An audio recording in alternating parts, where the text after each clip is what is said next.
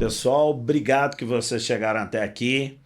Agora que nós já passamos toda essa parte teórica, falamos ali do laudo, falamos sobre insalubridade, falamos sobre periculosidade, entendemos tudo ali de teórico que precisava. Agora a gente vai para algo bastante bacana, legal demais, que é a parte prática. Então, se vocês viram falando até agora, seu notebook aqui na mesa, agora eu coloquei o notebook aqui por uma razão.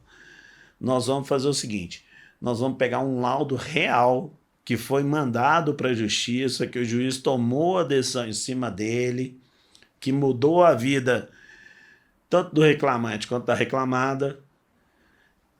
E aí, o que nós vamos fazer? Em cima desse laudo real, nós vamos mostrar para vocês como pode ser feito um laudo. É lógico que esse aqui é um modelo de laudo, você não tem que seguir exatamente esse aqui, você pode seguir qualquer outro tipo de laudo. Então, vamos aqui, vamos começar? Então, aqui, ó. Se vocês notarem aqui, no alto eu coloquei o link da empresa, periciamg.com.br, e o meu site pessoal, gustavoandrade.com. Por quê? Quando você faz a perícia como perito oficial, seu CPF que está sendo nomeado. Mas a empresa ela é bem conhecida, então os diversos peritos, os assistentes técnicos conseguem chegar mais fácil na gente a contatar. Então, além disso, tem aqui, ó, meu nome completo, tá? Falando que eu sou perito judicial, que eu sou engenheiro mecatrônico, que eu sou engenheiro de segurança do trabalho, tenho MBA, tenho certificação PMP, certificação de Stanford Certified Project Manager, dentre outras certificações, mas aqui eu quis fazer um resumo. Por quê? Aqui é simplesmente para mostrar para o juiz a capacidade de fazer a perícia. Isso aqui está no alto da página, tá? No rodapé, vocês vão ver aqui, ó, tem meu e-mail pessoal, gustavoandrade@gustavoandrade.com, e o meu e-mail da empresa. Na época eu usava gustavoandrade@periciamg.com.br. Hoje a gente fez uma atualização dentro da empresa, padronizou, então é nome, ponto, sobrenome. Então hoje utilizo gustavo.andrade@periciamg.com.br. E aqui tem meu telefone, se vocês quiserem me contatar, tirar qualquer dúvida, manda um WhatsApp, pode ficar à vontade, que é 31 99823 8715, tá? Aí, nós vamos começar o seguinte. A primeira coisa é para a gente entender o seguinte, para quem que a gente faz o laudo? Vocês sabem para quem é? Então vamos lá. O laudo a gente não faz para o reclamante ou para a reclamada. O laudo a gente faz para o juiz. Então o que está escrito aqui nesse laudo? Está escrito assim: excelentíssimo senhor doutor juiz da 45ª Vara do Trabalho de Belo Horizonte. Esse laudo ele foi feito em 2017. Nessa época, ou próximo dessa época, a 45ª Vara de Belo Horizonte nomeava pouquíssimos peritos, e eu estava aqui como um dos peritos, né, nomeados, e essa era a vara mais rápida do Brasil. Então, essa 45ª aqui foi uma escola maravilhosa. Por quê? Ela te obrigava a ser extremamente planejador e tinha que ser muito certeiro nas datas. Por quê? Uma coisa era clara: escorregou uma data, perdeu uma data, estava fora. E é isso que vocês têm que ter em mente na hora de fazer um laudo para um laudo oficial. Se você for fazer um laudo, se você for o perito oficial, data é para ser cumprida. Então, cumpra a data. Então, vamos lá. Aqui tem processo, número. Eu não vou aqui entrar em detalhe no número do processo, porque se eu falar o processo inteiro, vocês podem pesquisar e saber de qual processo que a gente está referendando. Então, não é objetivo aqui. Então, o que a gente faz? Coloca o número do processo nessa parte aqui que está tampada.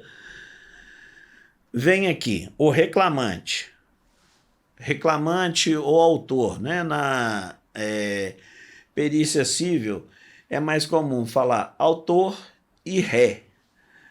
Na justiça do trabalho é mais comum falar reclamante e reclamada. Então aqui a gente vai ver que tem o nome do reclamante, que para a gente aqui não interessa, e o nome da reclamada ou das reclamadas. Então aqui vocês podem ver reclamada, ou você pode pôr um parêntese, um S aqui e colocar reclamadas. Tá? Ali a gente... Por que isso?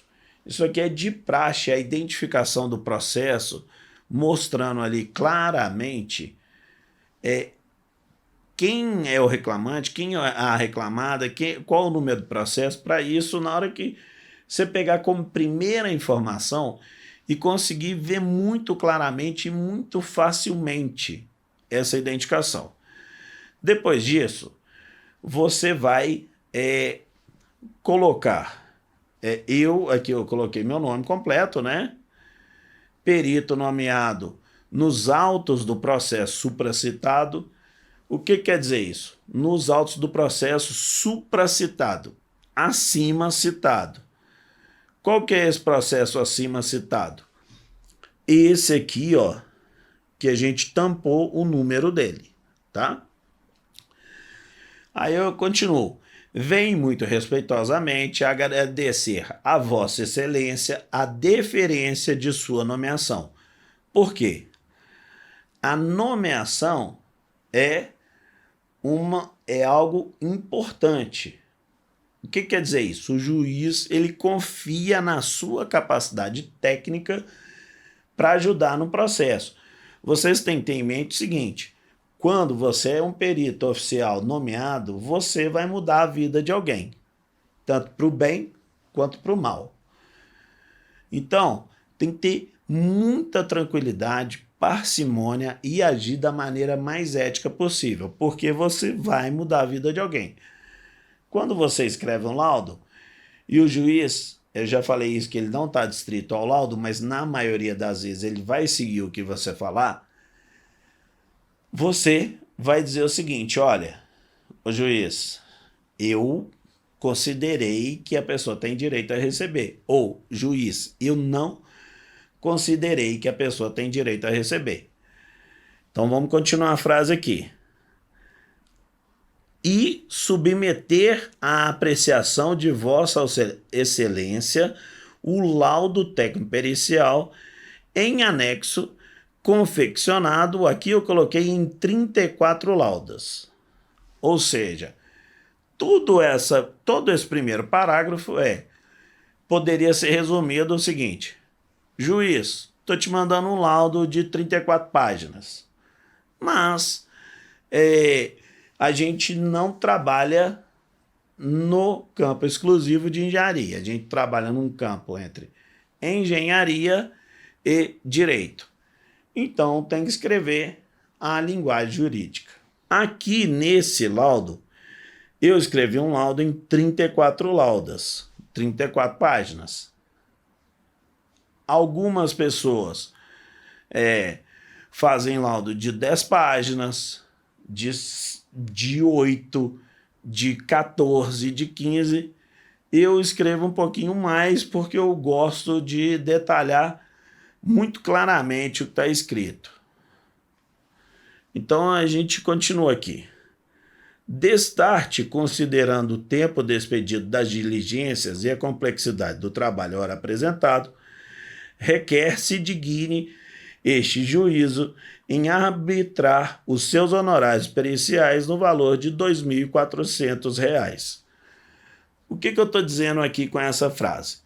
Eu falei, olha, juiz, eu fiz o laudo e está aqui descrito nesse arquivo PDF e eu entendo que eu mereça receber por essas 2 horas que eu trabalhei lá na empresa, ou 3, ou 1h30 que seja, mais o tempo de escritório, mais 2, 3 horas escrevendo um laudo no escritório, eu entendo que eu devo receber R$ 2.400 por esse tempo. O juiz é obrigado a pagar esse valor? Não.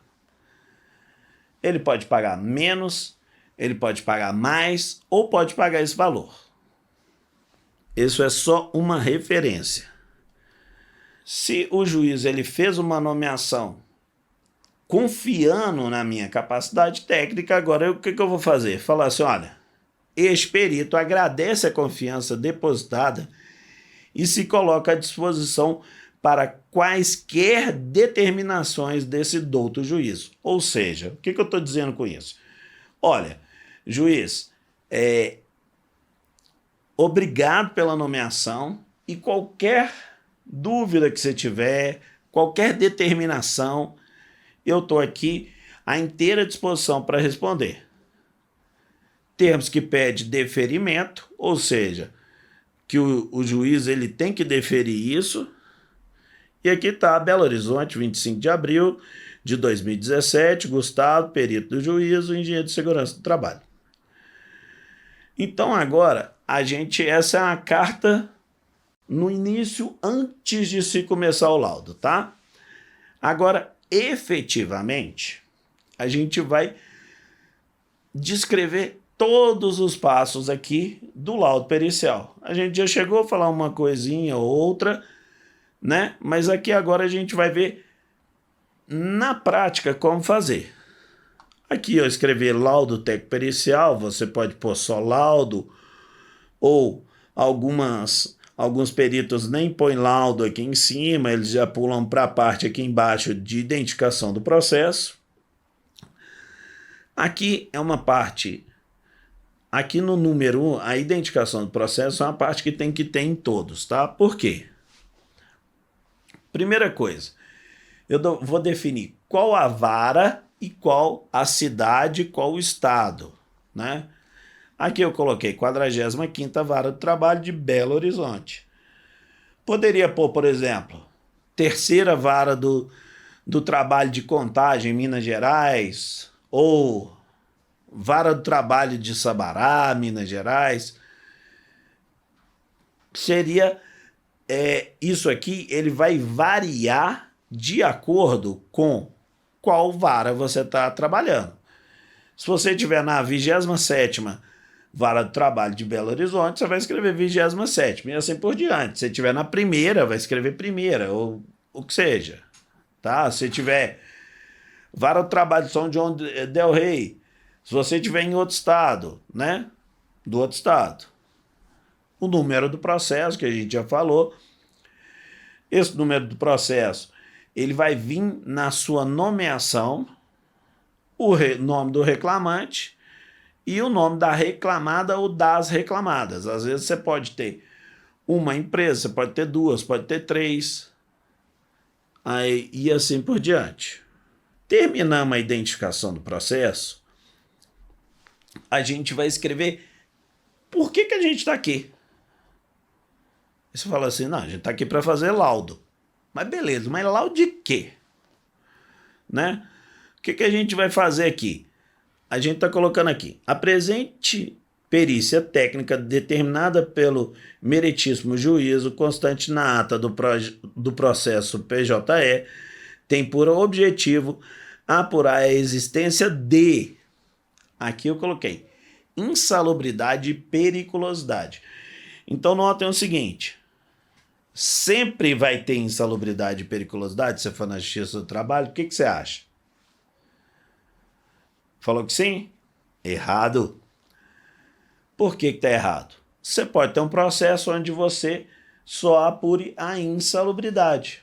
Ou você pode ter um processo onde você só apure a periculosidade, ou, como esse caso, apurar os dois. E aqui a gente está completando, ó, apurar a insalubridade e periculosidade nas atividades e locais de trabalho do reclamante. Obviamente, nos termos das legislações vigentes, ou seja, NR15, NR16, com a CLT. Então vamos lá. Aí entra aqui, se for, é que a gente já falou antes, se for calor, né? Mapa do IBGE, e por aí vai.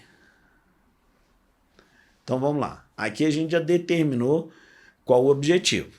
Agora a gente vai passar para o passo 3. Informações gerais.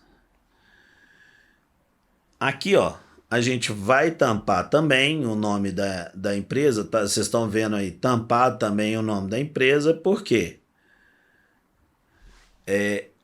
Porque o objetivo não é mostrar qual é a empresa e nem o nome da empresa. Estão vendo aqui, ó. Local 1 era o local onde o autor foi locado durante parte do seu contrato de trabalho. Nesse aqui, notem, eu estou dizendo que ele foi parte de seu contrato de trabalho. Então, ou seja, ele trabalhou num local, pode ter trabalhado num outro, nesse caso aqui. Pode acontecer de uma pessoa que entrou com processo ter trabalhado todo o período no mesmo local, no mesmo endereço? Obviamente pode. Essa pessoa pode ter trabalhado em 4, 5, 6 endereços? Pode. Ela pode ter sido contratada por uma empresa e o local de trabalho dela era em outra? Pode. Por exemplo, vou dar um exemplo para ficar mais fácil para vocês. Eu sou de uma empresa terceirizada que vou trabalhar dentro de uma mineradora. Então, se eu estou contratado dessa terceirizada, eu não estou trabalhando efetivamente dentro do endereço da terceirizada. Eu estou trabalhando dentro da mineradora. Então, ali, os riscos aos quais eu vou estar submetido não são da empresa terceirizada, mas também da mineradora, ou seja, ele vai somar esses dois riscos. Ficou claro? Então aqui tem o endereço. Essa perícia aqui, não importa, só para exemplo aí para vocês, ela foi feita em Belo Horizonte. Mas vocês estão vendo também que o endereço está tampado. Mas não importa que o endereço, é simplesmente para mostrar que na informação eu tenho que colocar o local e o endereço. Depois eu vou ter o quê? Data e horário da vistoria. O que tem nessa data e horário da vistoria? Primeiro, qual que é a data que eu efetivamente fui naquela diligência? Eu estou como perito oficial, marquei a data nesse processo aqui, foi 4/4/2017. Fui no dia 4/4/2017 e apresentei o laudo no dia 25 de abril de 2017. Por quê? Durante o dia 4 até o dia 25, eu preparei o laudo, fiz análises e, por fim, entreguei o laudo. Além disso, eu estou colocando ali que eu fiquei dentro da empresa de 9 às 11h35. Ou seja, lembra que eu falei com vocês? Vocês podem ficar 1h30, 3 horas, 2 horas dentro de uma empresa. Essa aqui, por exemplo, fiquei 2 horas e 35. Só que fui em 2 datas diferentes, e se vocês notarem, foram 2 locais diferentes. Na segunda data, foi aqui, ó, dia 6/4/17, fiquei de 9 às 9h50. A segunda data, isso aqui é uma... A segunda data foi numa... Só para exemplo aqui, uma usina de asfalto. Não importa o nome da empresa, nem o local, tá? O objetivo aqui é mostrando um caso que realmente aconteceu para vocês terem ideia de tudo. Aqui, ó, nós estamos mostrando nome de todas as pessoas que participaram, tá? Aqui o técnico de segurança do trabalho, o coordenador da usina, o coordenador de departamento pessoal. Então aqui, mas tá aqui tampado o nome dessas pessoas, tá? E, obviamente, eu como perito oficial. Aqui estão só colocados esses 3.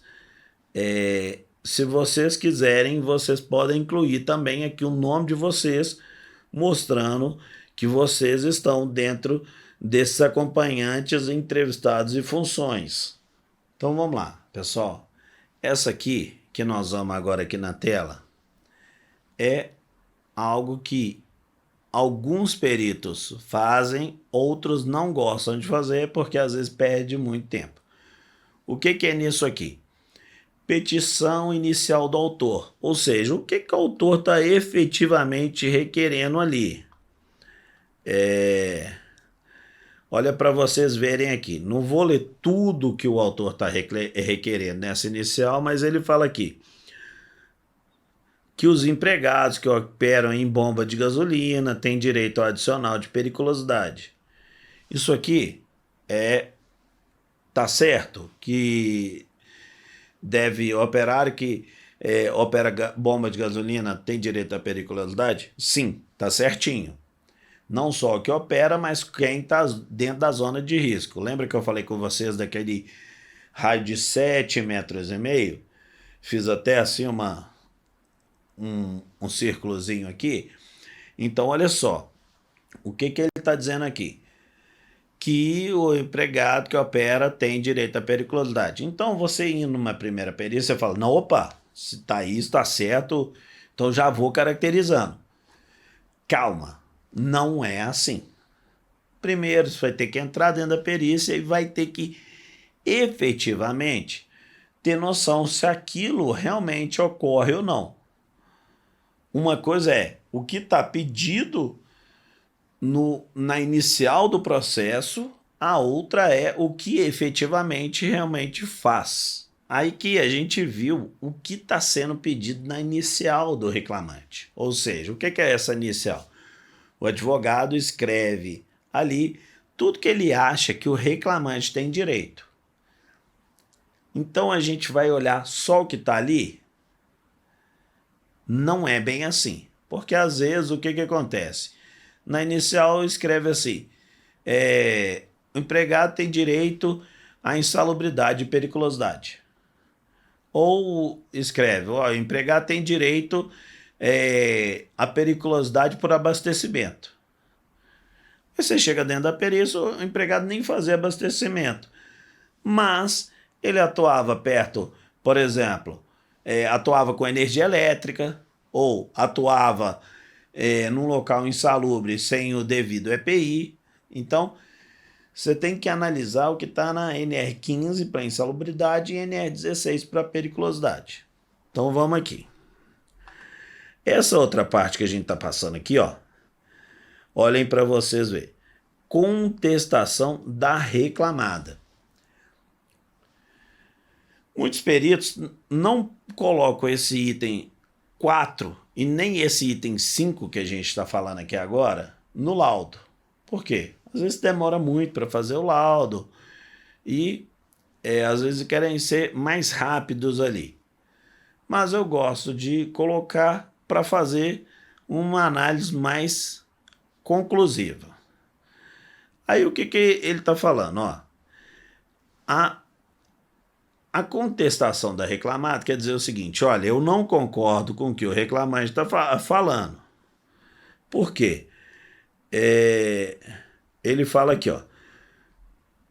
O obreiro pleiteia o pagamento de adicional de periculosidade no período de março de 2012 a junho de 2013, ao fundamento de que trabalhou como técnico de segurança coordenador da usina na obra, sendo responsável por abastecer caminhões e máquinas, sendo essas atividades perigosas.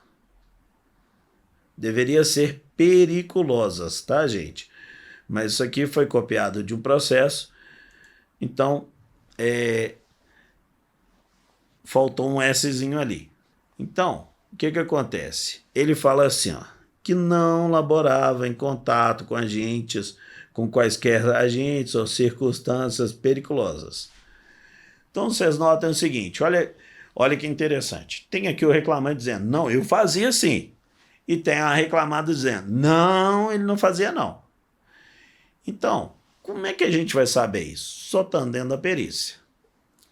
Então, na parte, toda essa parte aqui, ó, que é a parte da contestação, é dizendo que ele não fazia. Então, agora, efetivamente, a gente vai falar sobre o passo 6. Esse passo é muito importante. O que a gente vai fazer? A gente vai falar o seguinte, olha, qual que é a metodologia que a gente utiliza? A gente utiliza os critérios de qualitativos e quantitativos previstos nos anexos 15 e 16 da portaria 3.214 de 1978. Além de literatura técnica e qualquer outras faculdades previstas no artigo 473, parágrafo 3º do CPC. O que esse artigo 473 ele fala? Ele fala o seguinte, olha, tudo que o perito entender ali que pode ser útil para utilizar dentro do processo, ele pode utilizar. O que quer dizer isso? Olha, eu entendi uma foto, eu quero tirar uma foto ali do local porque eu acho que vai me ajudar a definir sobre isso. Sobre se é insalubre, se não é, se é periculoso ou não. Então ele bate a foto. Aí eu quero um documento específico. Eu quero uma nota fiscal sobre a EPI. Tudo que for relativo para definir isso. Ele não vai falar o seguinte, olha, eu quero a foto do filho do reclamante, né? Isso aí ele não pode pedir, você como perito oficial não pode pedir, por quê? Qual que é a relação disso com insalubridade? Qual que é a relação disso com periculosidade? Eu não vejo nenhuma. Às vezes você vê, às vezes você fala, não, é porque os dois trabalhavam junto na mesma empresa e o filho do reclamante falava, eu peguei informação com o filho do reclamante que ele sempre ficava nesse local, ele tem até uma foto dali. Se isso for útil para o processo, perfeito. A princípio não é, né, gente? A princípio o que é? Olha, ficha de API, fotos do local, pessoas, paradigmas que demonstram se a pessoa ficava ou não no local. Então, e qualquer outro tipo de informação que você entender.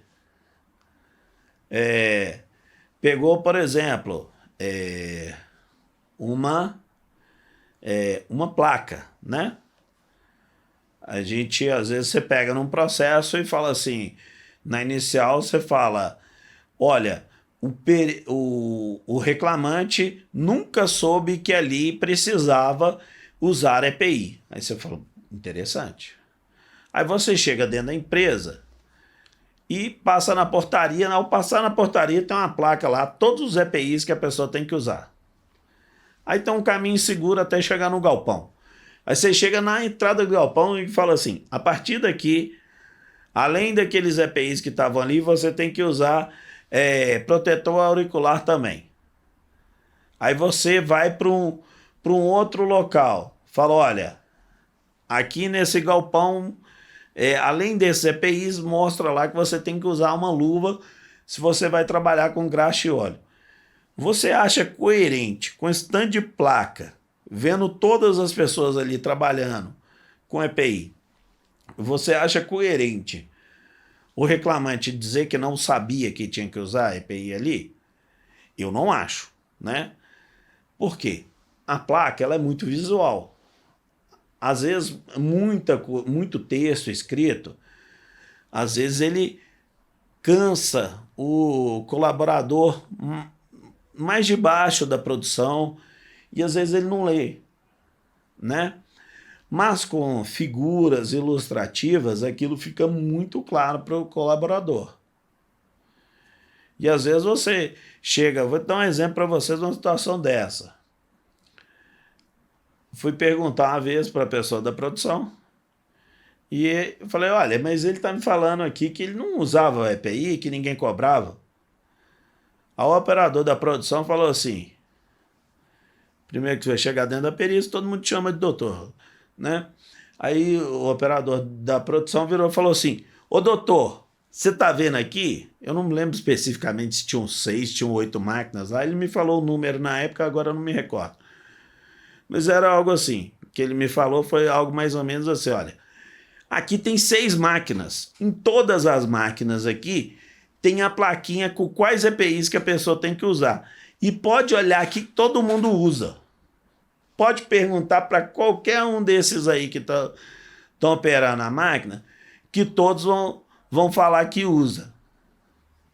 Ou seja, fica uma informação muito forte. Você imagina, uma pessoa dizendo, você pode conversar lá com 6 dizendo que usavam, com placa dizendo que tem necessidade de usar, com a assinatura do reclamante na ficha de recebimento de EPI mostrando que ele usava e só a informação dele dizendo que não usava. Então fica assim, fica muito fraca a informação quando você vê isso. E do contrário é a mesma coisa. Imagina você chega, entra dentro de uma empresa onde não tem qualquer placa informativa, ninguém cobra, você chega na produção, nenhum dos funcionários está usando EPI, fica mais ou menos óbvio que ninguém ali realmente, efetivamente, cobra dos funcionários, né? Então, quando eu coloco aqui, dentre outras informações, são essas. E como é que você vai pegar as informações? Você vai pegar desse jeito. E são feelings que você vai tendo durante as perícias e vai criando esse know-how para entender quando a informação está chegando clara para você, quando, por exemplo, você começa a sentir que alguém não está te falando toda a verdade. Aí você, quando você sentir que alguém não está te falando toda a verdade, cabe a você aprofundar os níveis de pergunta até a verdade ser esclarecida. Ficou claro? Então vamos para frente aqui. Aqui a gente vai entender. Eu coloquei aqui dos itens 7 ao 11, a diligência, o que acontece ali dentro da diligência, funções e atividades do reclamante, fazer um detalhamento sobre insalubridade, fazer um detalhamento sobre periculosidade, mostrar muito claramente sobre medidas de proteção e, obviamente, por fim, fazer a conclusão, os quesitos de reclamante, reclamada e do juízo quando houver. Então vamos aqui para o próximo passo, que vai falar sobre diligência. Na diligência, vocês vão ver aqui que está escrito nas dependências das reclamadas. Aí estão tampado aqui quais são os nomes das reclamadas, né? Então o que acontece? Visando, olha o que está escrito, tá, gente? Vou ler para vocês aqui.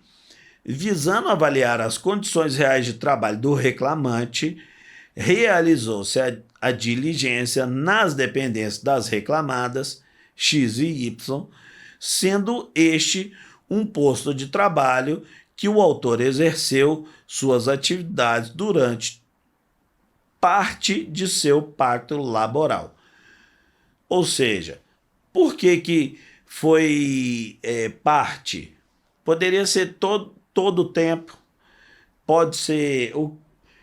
poderia ser ali durante todo o seu pacto laboral, durante parte do seu pacto laboral, quer dizer o seguinte, olha, um período ele ficou ali, um outro período ele foi para um outro posto de trabalho.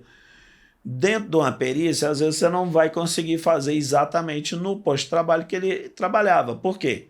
Às vezes a empresa acabou, às vezes o posto de trabalho mudou completamente, às vezes teve uma automatização daquele setor e o posto perdeu muito da característica. Então, aqui é importante, tá?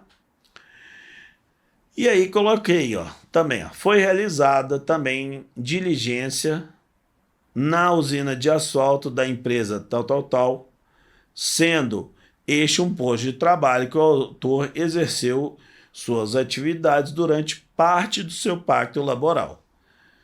Então aqui foi feito na empresa X, foi feito na empresa Y, e aqui está detalhando como que é isso, tá? A gente vai ver aqui, ó, informações gerais da estrutura da reclamada. Primeira coisa, a gente vai ver o ramo de atividade.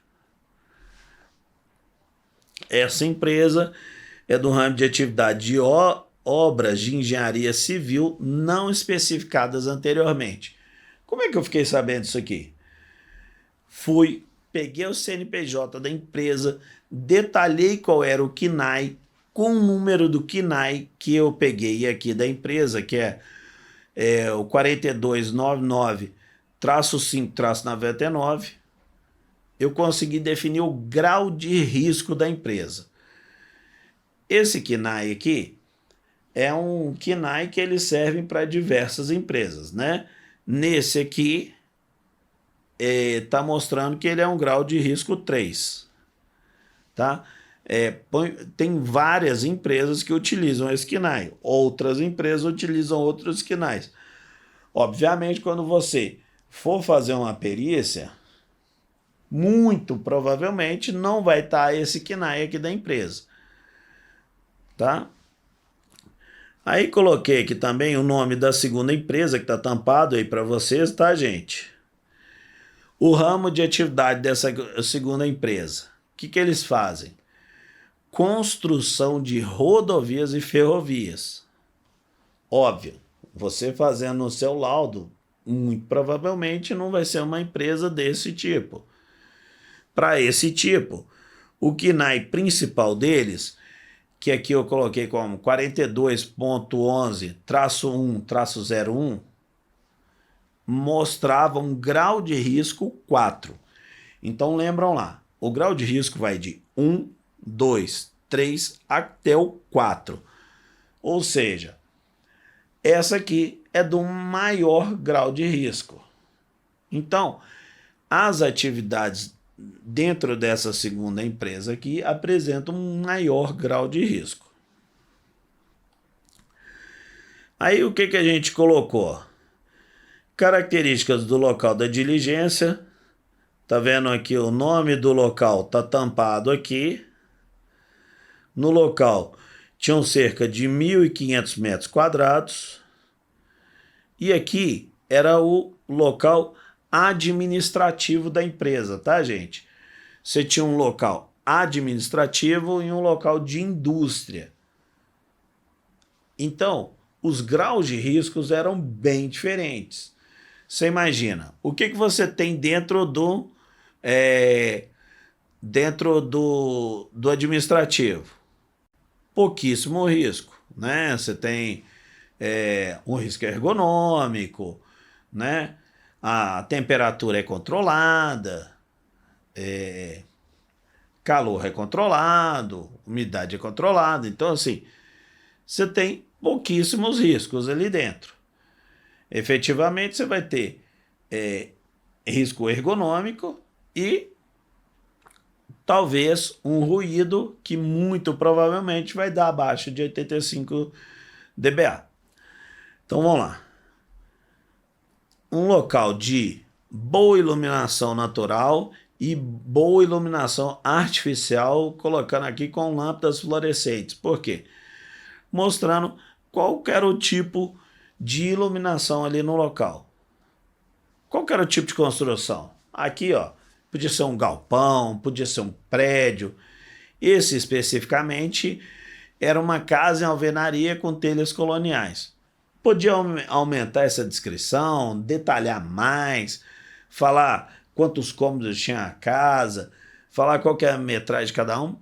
Isso aí fica a cargo de cada um, tá, gente? Isso a gente viu o primeiro. O segundo aqui é uma usina de asfalto e o que que tem aqui? Tem uma pessoa aqui na foto que a gente está tampando o rosto dela, tá? Se vocês notarem aqui, tem diversos veículos parados. Aqui tem uma foto mostrando o que mais que tem no dentro aqui os maquinários. E aqui está detalhando, olha, é uma usina, a usina tem um escritório, um galpão de manutenção, uma máquina para produção de asfalto, que é essa máquina aqui.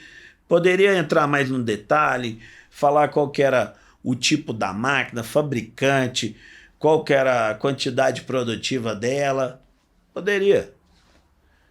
Então, aí o que que acontece? Vai depender do seu estilo de perícia, do seu estilo de escrever, e aí do nível de informação que você tem. E aqui a gente vai chegar em algo que é muito importante, tá? Esse item 7.1.3, mudanças no local da diligência nos últimos 5 anos, isso aqui é muito importante, tá, gente? Por quê? Na justiça trabalhista, a gente vai mostrar o que aconteceu nos 5 anos para trás, tá? Nesses últimos 5 anos. Então, até chegar ali nos 5 anos nos interessa. Depois de 5 anos para trás já não interessa mais. Então, o que que acontece? Aqui, colocou aqui, ó, escrevi nenhuma mudança estrutural nos últimos 5 anos, ou seja, nada que pudesse afetar a perícia. Vou dar um exemplo aqui para vocês, talvez fique mais claro. Tem um galpão, tá? Um exemplo fictício. Tem um galpão que tem 20 prensas. E elas fazem um barulho enorme, cada uma delas, tá? Vamos supor que cada uma fizesse 85 decibéis, tá? Somando todas ali, concordam comigo que o ruído somado de todas vai dar mais do que os 85 decibéis? Concordam? Beleza. Então, olha lá. Então, se eu tivesse as 20 funcionando, eu estaria dizendo que quem está trabalhando naquele local sem EPI teria um risco de insalubridade devido ao ruído. Concordam? Fechou? Então, olha só. Então, quando, vamos supor que eu tivesse há 5 anos, se eu tivesse as 5 máquinas funcionando e o reclamante não tivesse o EPI, obviamente ele iria ter direito à insalubridade, concordam? O ruído, se cada um tem 85 somado ali, ele passaria esses 85. Quanto ele ia passar pela soma de todos, Não importa, aqui não é o detalhe chegar nesse número real, tá, gente? É só saber que ele passaria. Agora vamos supor que você chega na empresa hoje e a empresa, por alguma razão, perdeu competitividade no mercado, as máquinas foram sendo vendidas e tudo. Você chega no galpão, o galpão que há 5 anos tinha uns 20 máquinas, hoje só tem uma. Se você medir, chegou lá, mediu, deu abaixo 85, e aí você fala assim, olha, não tem direito. Mas, você acha que essa medida é válida? Essa medição é válida? O que você acha? Errado, ela não é válida. Por quê? Apesar de você ter feito a medição toda correta, toda com os padrões da NHO, o que acontece? Não vai ser correta, por quê? Você não está pegando realmente a condição que o reclamante estava. Ali vão ter mais de 20 máquinas trabalhando. Quando você tinha essas 20 máquinas trabalhando, você tinha um ruído acima. Se você fizer a medição hoje com uma só, vai dar abaixo. E aí é uma situação difícil. Por quê? Você consegue voltar no tempo para mostrar como era a medição no passado? Se você conseguir, me dá essa dica, porque eu ainda não tenho máquina do tempo. Aí a gente vai conversar com Einstein, Tesla, vamos por essa linha aí. Mas, até onde eu conheço, até onde é meu entendimento, a gente não consegue ir para o passado. Se a gente não consegue ir para o passado e não consegue medir lá no passado, a gente só consegue medir no atual. O que poderia ser feito nessa situação? Você pode até fazer uma medição ali, mas você tem que informar para o juiz, olha, essa medição foi feita, ela não corresponde à realidade real dos fatos e a gente deveria medir numa empresa similar. Pode ser feito isso? Sim, pode ser feito. Quando as condições mudaram tantas, você poderia medir numa empresa similar. Obviamente, gente, que nunca, absolutamente nunca, uma empresa similar vai ter exatamente a mesma realidade factual da época, tá?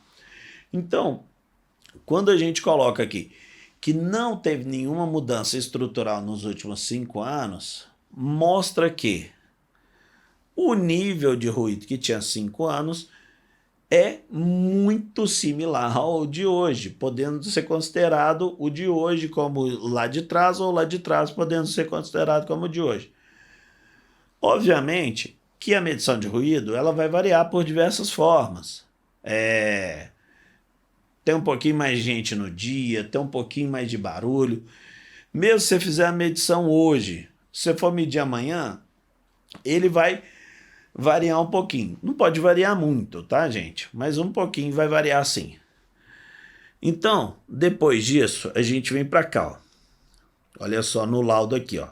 E aqui a gente vai entender o seguinte, ó. Olha aqui para vocês verem, ó. Condições ambientais do setor.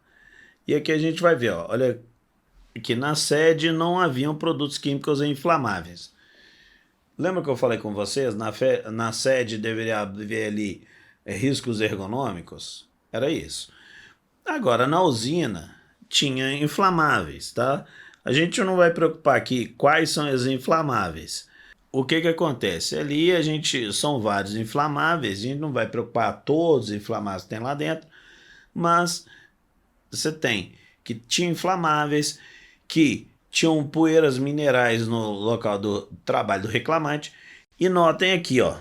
Aqui, nessa época, eu falo de PPRA, o Programa de Prevenção de Riscos Ambientais. Hoje, PPRA não existe mais, tá? Aí você fala assim, então o laudo aqui ele está errado. Não, o laudo tem que corresponder à realidade dos fatos. Ainda hoje, se você for fazer um laudo onde a data não seja obrigatório o PGR, for uma data anterior a essa obrigatoriedade do PGR, você pode e deve utilizar o PPRA. Se a empresa já nessa época tinha um PGR, não tem problema. Mas se ela tiver nessa época um PPRA, sim, deve ser usado. Então, olha só. Aqui, ó, a gente está tampando a foto aqui do reclamante. Por quê?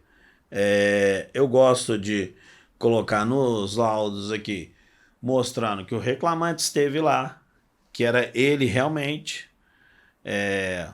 Às vezes pode ser alguma segurança demais que eu queira passar, porque eu coloco a foto ali do reclamante para não haver a possibilidade, por exemplo, de o reclamante mandar outra pessoa no lugar dele e responder, sendo que não era ele, tá? Alguns peritos pedem no dia da diligência a carteira de identidade, outros chegam, falam assim, olha, chega na empresa, fala, você reconhece a pessoa? Sim. Então, pode ser um preciosismo aqui meu de colocar a foto, mas aí cabe a vocês colocarem ou não. Aqui a data de admissão do reclamante na empresa, que foi em 12/2/2011, a data de demissão em 23/7/2015, opa, pulei aqui.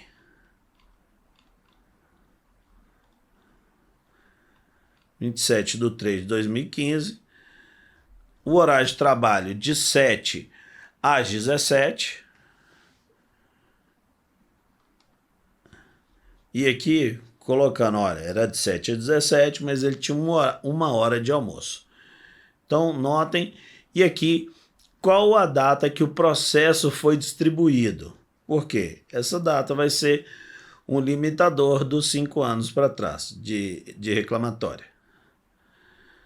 E aí, coloco aqui no 8.2 qual que é a função daquele reclamante. Por quê? Às vezes ele pode ter na carteira um nome, mas dentro da empresa ele trocou de funções dentro da empresa. Nessa aqui, ele mostrava, olha, ele trabalhou em 2 épocas.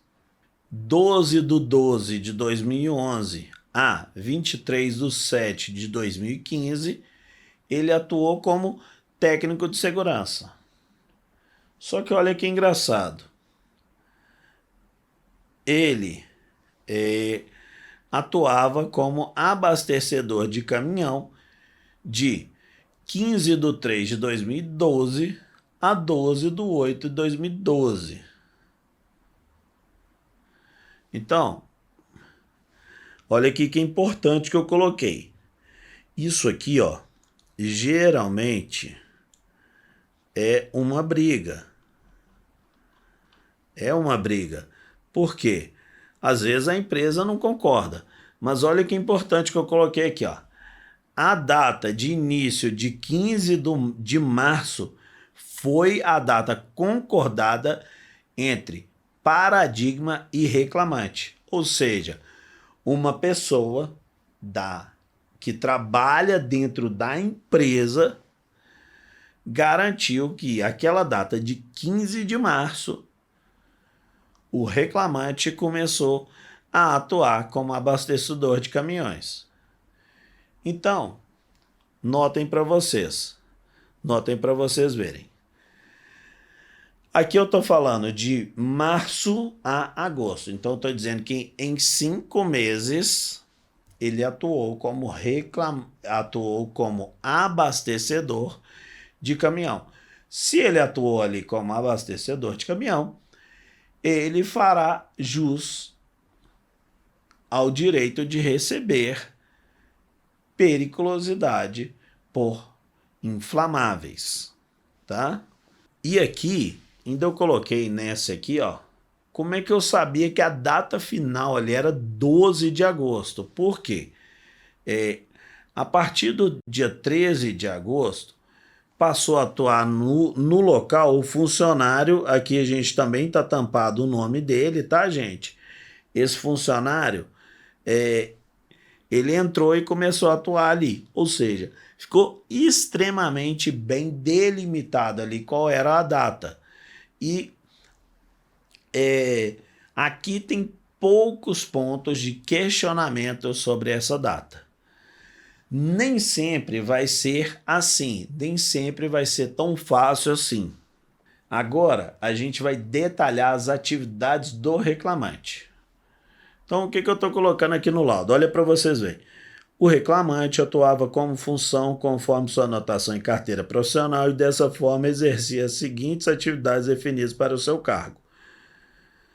Aqui, controle de segurança do trabalho, todos os dias, durante a jornada, durante toda a jornada, excetuando-se as atividades de abastecedor.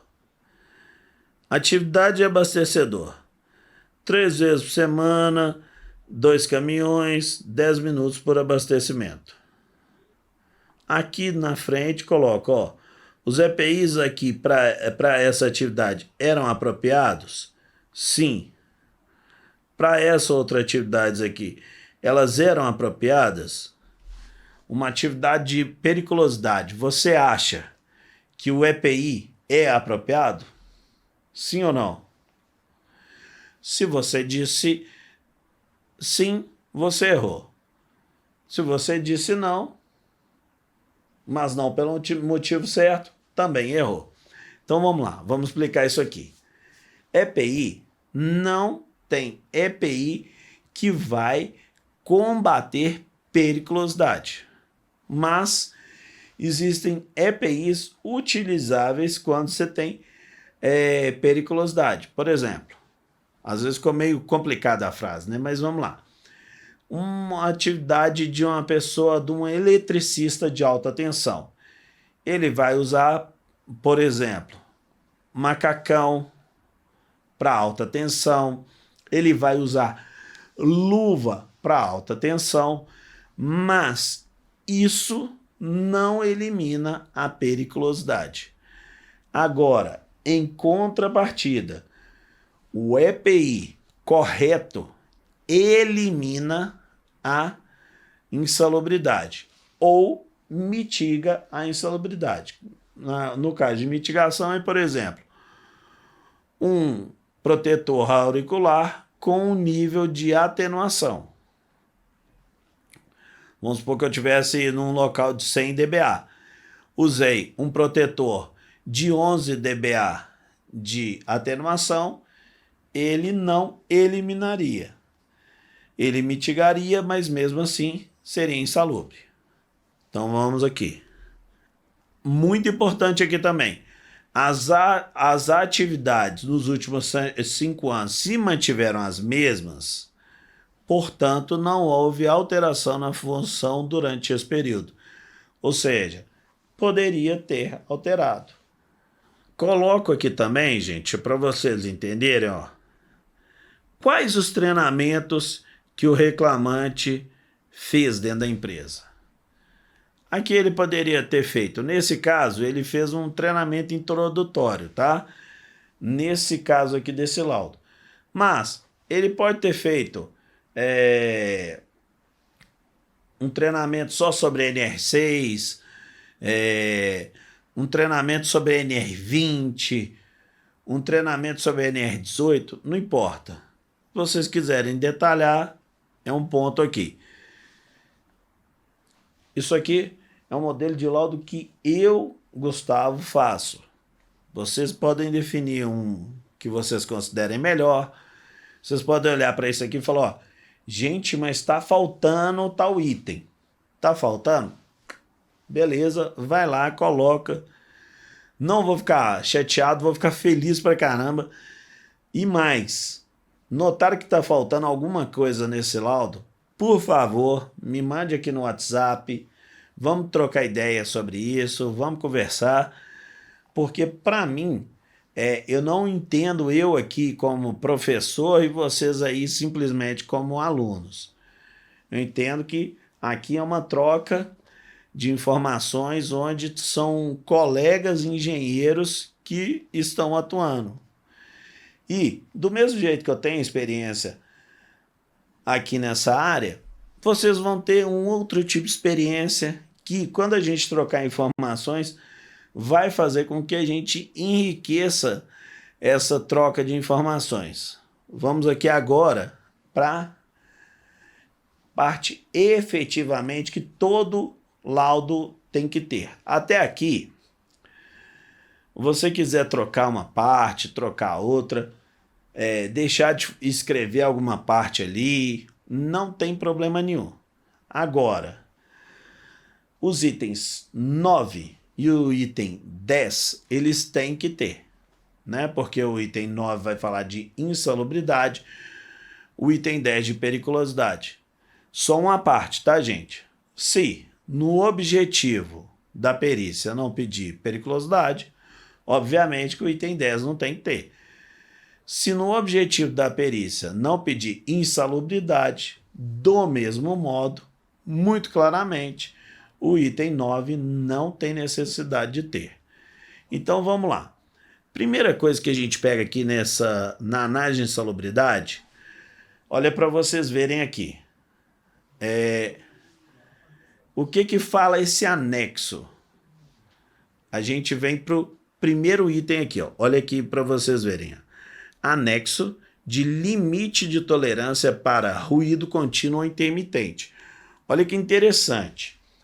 Quando a gente vai falar sobre os limites de tolerância para ruído contínuo e intermitente, a gente vai colocar se foi detectado esse agente na perícia ou se não foi detectado esse agente na perícia. Então, olha o que eu coloquei, ó. Detectado, o reclamante laborou em área com ruído contínuo ou intermitente.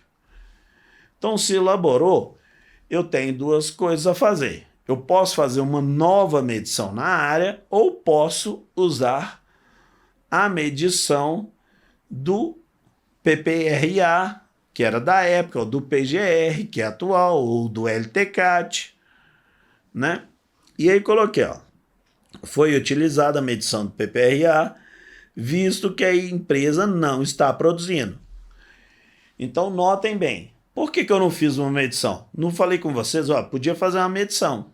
E normalmente, durante uma perícia, se faz a medição de ruído. Mas nesse aqui eu deixei muito claramente por que não foi feita a medição.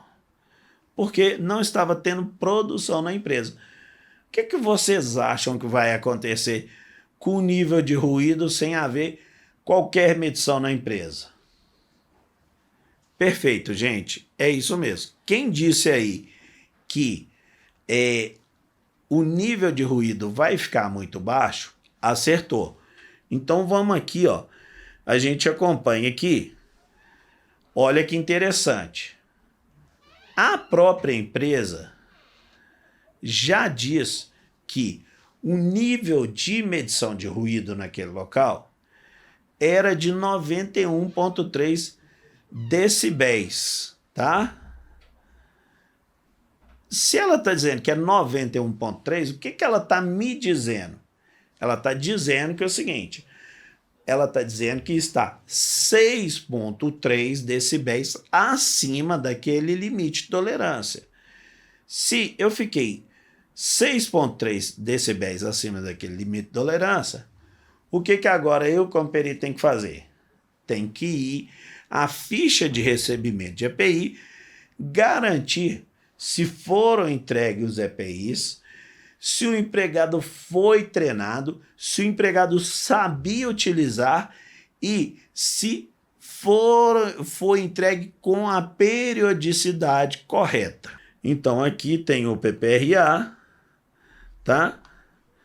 Aqui, ó, detalhe que o PPRA foi de 91,3 e coloca aqui, ó, o reclamante utilizava protetor auditivo tipo plug confeccionado em material termoplástico, copo límero do tipo inserção, composto de um eixo com 3 flanges maciças e cônicas, com CA 17.664. O que tem nesse CA? Se você pegar aqui esse CA 17.664, se você for no site do Ministério do Trabalho e Emprego e procurar pelo certificado de aprovação do item 17.664, você vai descobrir que o NRRSF é de 17 dBA. E aí, o que quer dizer? Eu pegaria 91,3 menos 17 e você vai ver que ele vai dar muito abaixo do limite de tolerância, né?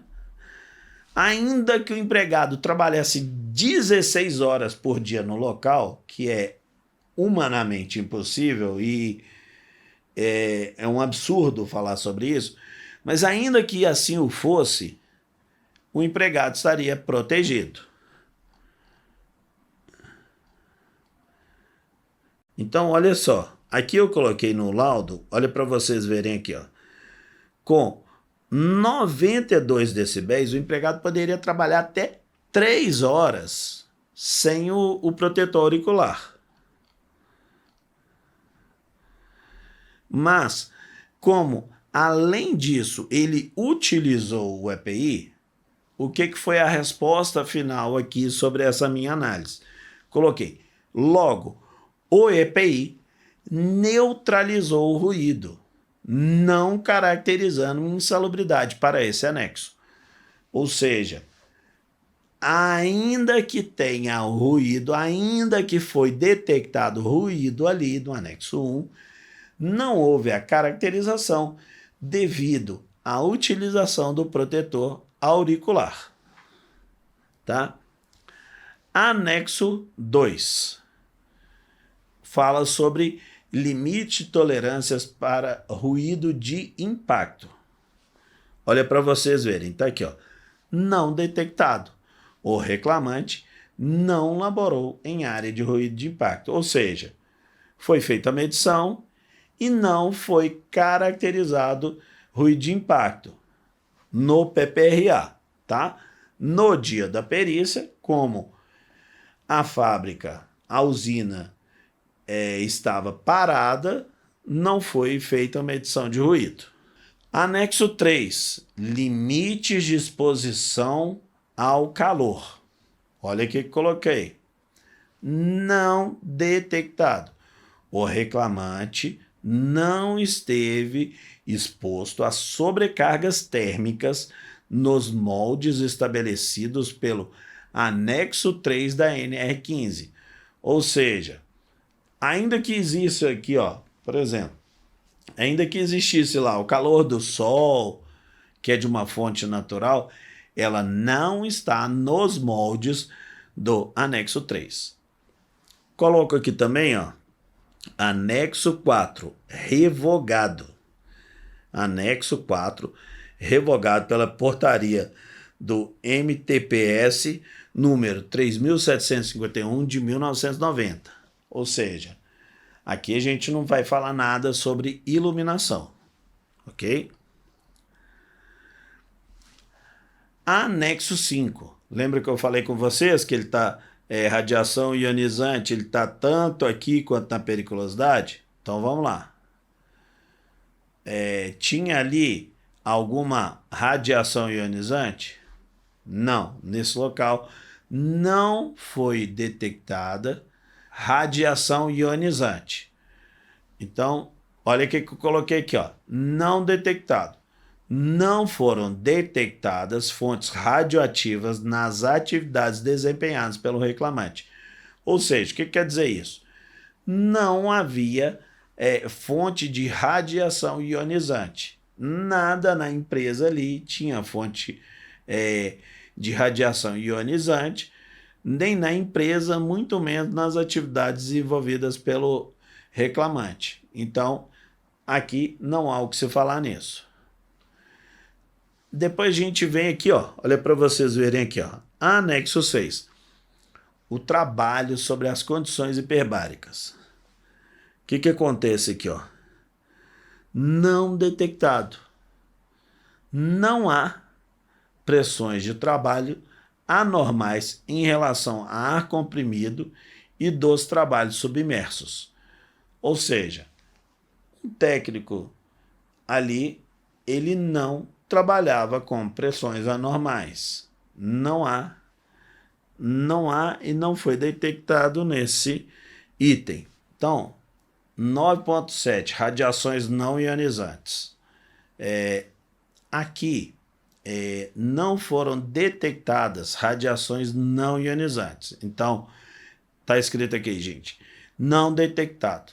Não há radiações não ionizantes nas atividades desempenhadas pelo reclamante. Ou seja, não foram detectadas radiações não ionizantes nesse anexo. Agora a gente vai pular para o anexo 8. Então vamos lá. Anexo 8. O anexo 8 fala sobre vibrações. O que acontece? Nenhuma atividade do reclamante aqui, ele atuava com vibração de corpo inteiro ou vibração de mãos e braços. Então o que foi escrito aqui? Não detectado, o reclamante não trabalhou com atividades / funções que envolvessem fonte de vibração. Do mesmo modo, anexo 9, frio, não detectado. Reclamante não laborou em atividades no interior de câmeras frigoríficas ou similares, ou seja, ele não trabalhou no ambiente frio. Anexo 10. Do mesmo modo, também escrito como não detectado. Reclamante não laborou em ambientes alagados ou encharcados, com umidade excessiva, capaz de causar danos à saúde. Ou seja,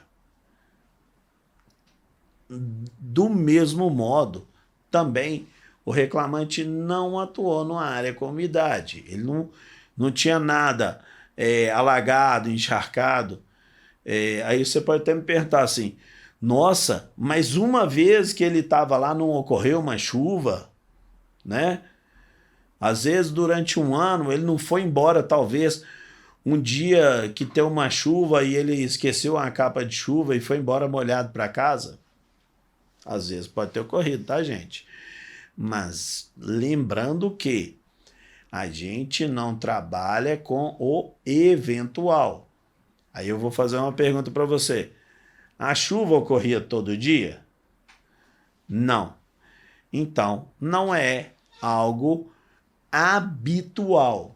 Habitual ou intermitente. Agora, vamos supor que a gente estivesse aqui trabalhando com a cidade de Manaus, tá?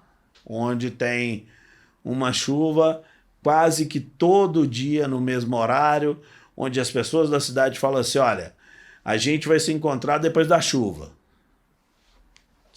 Se for uma situação dessa, onde ocorre a chuva quase que todo dia, e o reclamante tomasse a chuva todos os dias, onde ele não tivesse um modo de se proteger, não tivesse uma capa de chuva para se proteger, aí poderia até ser. Mas nessa situação não há o que se falar nisso. Ok? Vamos para o próximo passo aqui. Aqui, lembra que eu falei com vocês que a gente tem o 11 e tem o 13, que eles se parecem muito? Por quê? Os dois são agentes químicos, só que olhem aqui a diferença, ó. 9.11. Anexo 11, agentes químicos cuja insalubridade é caracterizada por limite de tolerância. Inspeção no local de trabalho. Ou seja, aqui são agentes químicos onde tem que ocorrer uma medição para saber se os valores superaram os limites de tolerância. O que foi escrito? Não detectado. Reclamante não manipulou produtos químicos nos locais de trabalho da reclamada acima dos limites de tolerância, conforme anexo 11. Ou seja, ele não mexia com produto químico ali. Anexo 12. Limites de tolerância para poeiras minerais.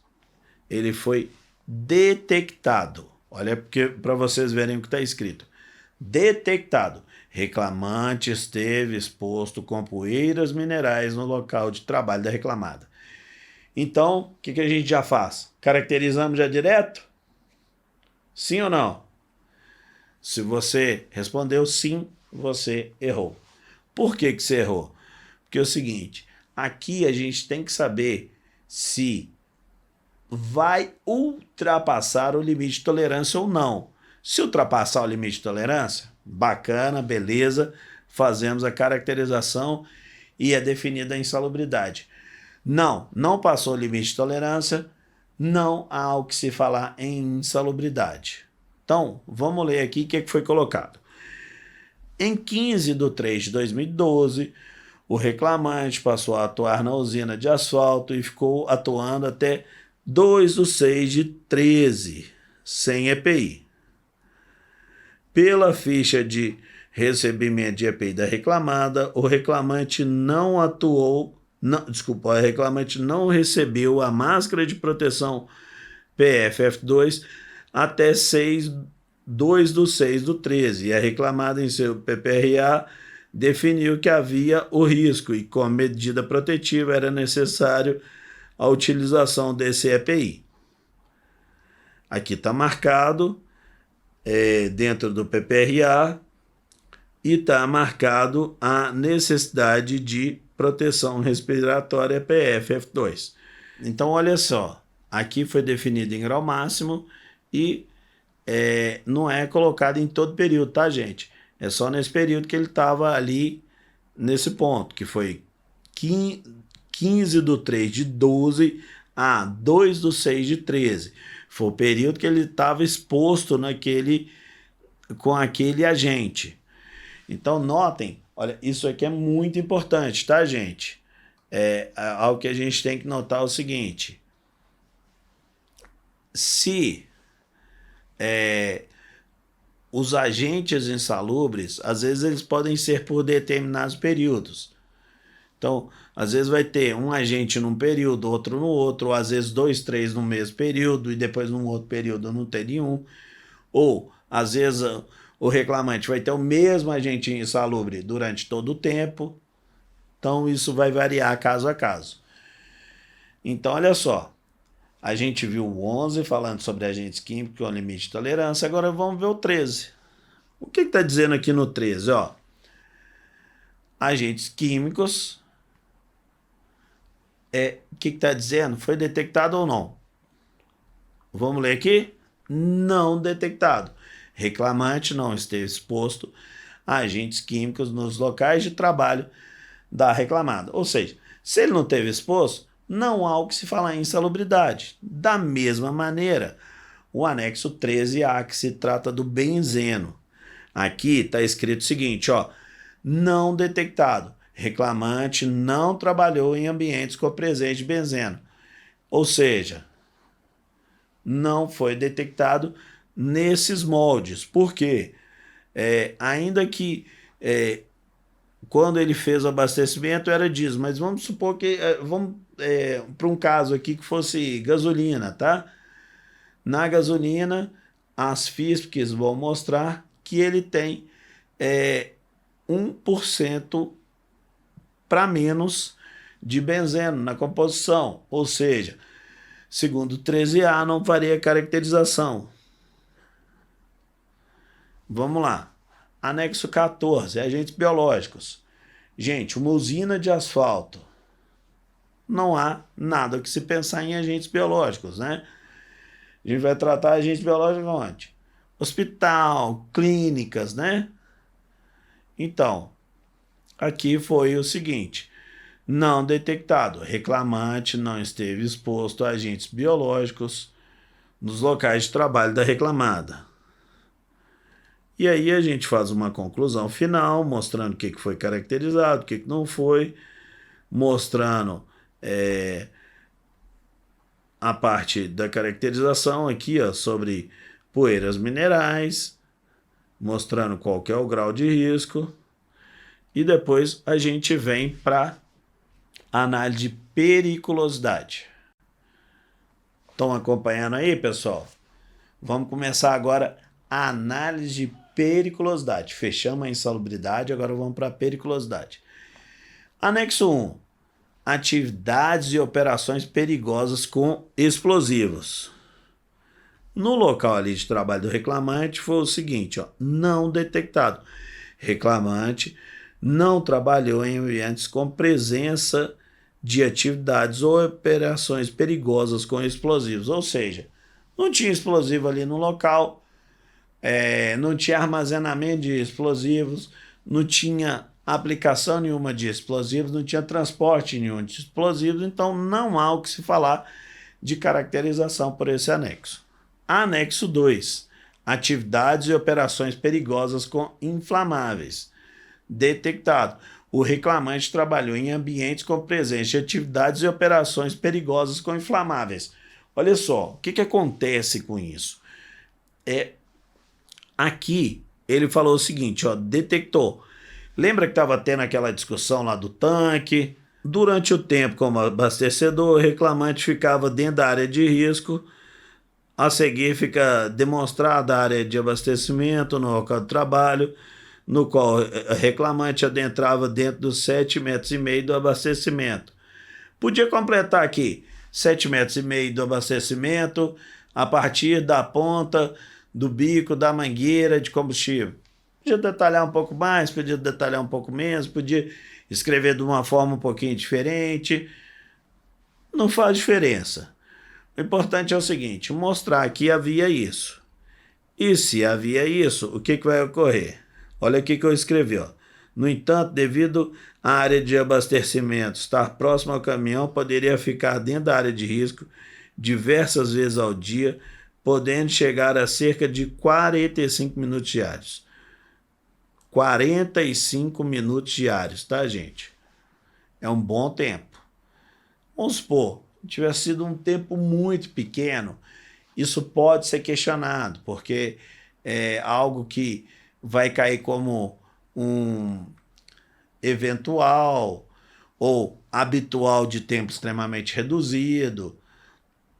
Então aqui não era. Era um bom tempo. Então aqui, logo, no período de 15/3/12 a 12/8/12, o reclamante faz jus à percepção de periculosidade do ambiente, ou seja, nesse período de 5 meses, ele teria direito à periculosidade. Anexo asterisco. As atividades e operações perigosas com radiações ionizantes ou substâncias radioativas. Então, olha só, a gente já falou lá no anexo 5 da insalubridade, que não tinha substância com radiação ionizante. Se a gente não detectou lá a radiação ionizante, também não vai detectar aqui. Ou seja, não detectado, o reclamante não trabalhou em ambientes com presença de atividades e operações perigosas com radiações ionizantes ou substâncias radioativas. Então, notem, pessoal, que é importante demonstrar para vocês que ali mostra muito claramente que não havia o contato com essas substâncias. Aí a gente vem para o anexo 3. Atividades e operações perigosas com exposição a roubos ou outras espécies de violências físicas nas atividades profissionais de segurança pessoal ou patrimonial. Ou seja, o tipo de atividade ali do técnico, ele não faz atividade de vigilância, segurança patrimonial, não faz nada disso. Justamente por isso, o que acontece? Não detectado. Reclamante não trabalhou em ambientes com presença de atividades e operações perigosas com exposição a roubos ou outras espécies de violência física nas atividades profissionais de segurança pessoal ou patrimonial. Se ele não trabalhava ali na área de segurança patrimonial, não há o que se falar nisso. Se ele não era um vigilante, né, não há o que se falar nisso. Se ele não trabalhava armado, não há o que se falar nisso. Então, vamos para a parte do anexo 4. Olha só. O que diz esse anexo 4? Ele fala sobre a energia elétrica. Então, vamos lá. Anexo 4. Atividades e operações perigosas com energia elétrica. Não detectado. Por que não detectado? Reclamante não trabalhou em ambientes com presença de atividades e operações perigosas com energia elétrica. Lembrando nesse aqui que, ainda que ele não trabalhe com a atividade de energia elétrica, mas se ele estiver na zona de risco, poderia haver uma caracterização, o que não foi o caso aqui. Vamos para um anexo que hoje é um pouco polêmico, né? A gente já falou que ele está suspenso, mas para a época ele funcionava perfeitamente normal e a caracterização era perfeitamente normal, que é o anexo 5, que são as atividades perigosas com motocicleta, ou seja, para aquele profissional que atua com moto nas vias públicas, né? Lembrando que no ambiente privado não é caracterizado e o que só vai da casa do trabalho para casa também não é. Então, o que coloquei aqui? Não detectado. Reclamante não trabalhou em ambientes com presença de atividades perigosas em motocicleta. Do mesmo modo, no final, a gente faz uma conclusão com resumo, mostrando o que foi caracterizado ou não.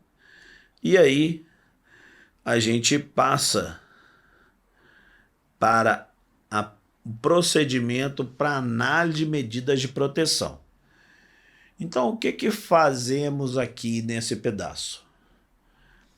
A gente vai entender claramente se o reclamante utilizava EPI ou se não. Então, olha só o que eu fiz uma primeira pergunta.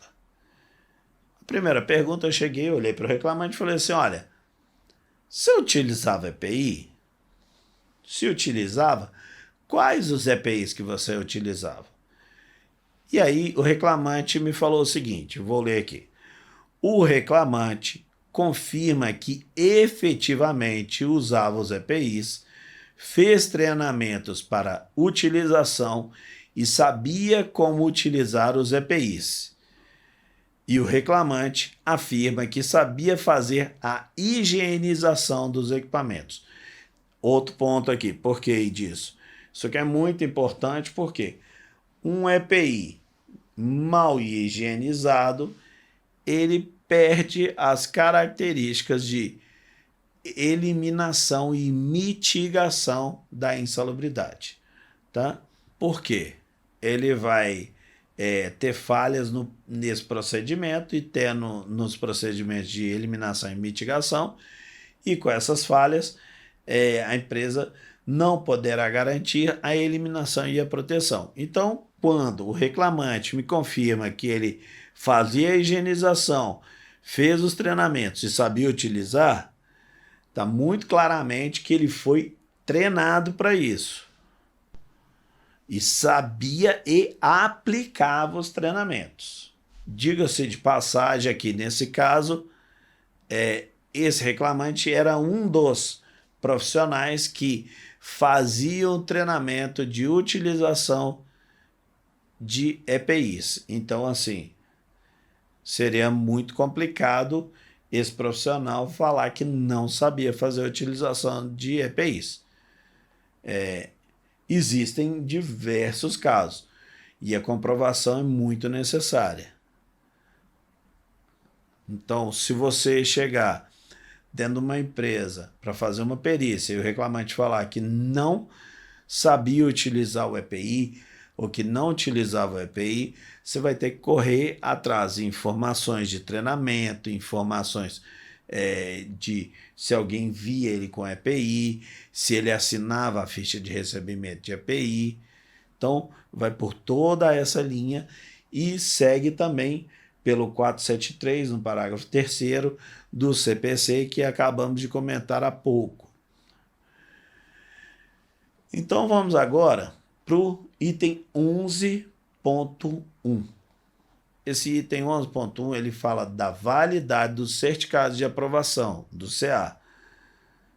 Então ele tem aqui, nos autos do processo, tem uma ficha EPI, com os EPIs que foram entregues ao reclamante durante todo o seu período da reclamada. Dessa forma, a reclamada respeita a normas NR7 no item 7.4.5.1.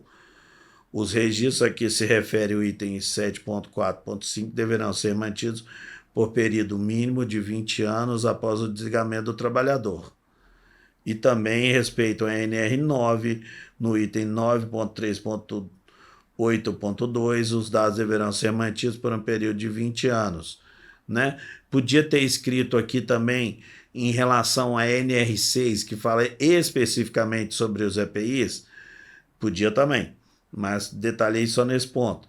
Todavia, para análise de periculosidade e insalubridade, o perito irá apenas analisar os últimos 5 anos, tá?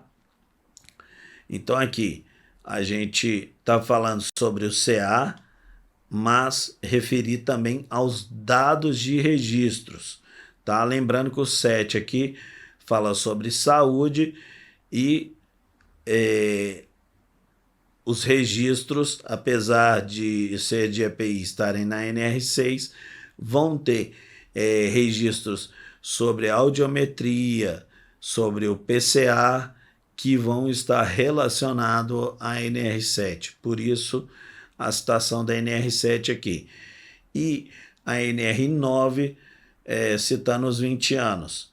Lembrando que, já falamos isso antes, a NR9 era válida nessa época. Isso aqui era relacionado ao PPRA.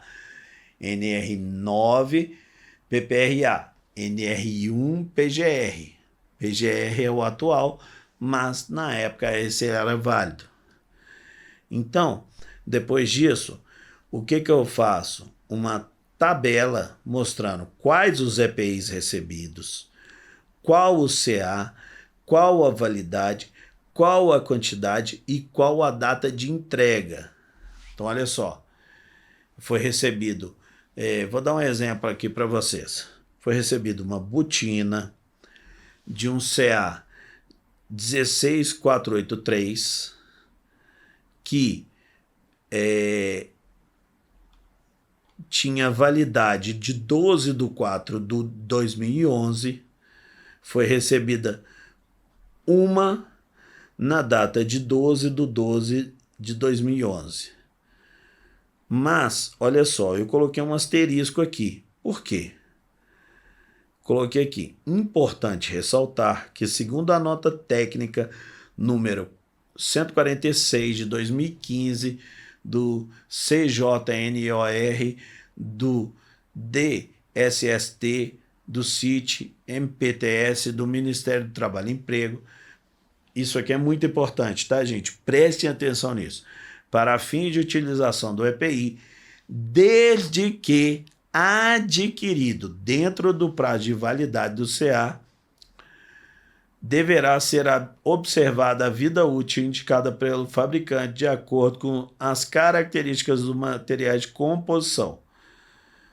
Então, olha só, o que isso aqui quer dizer?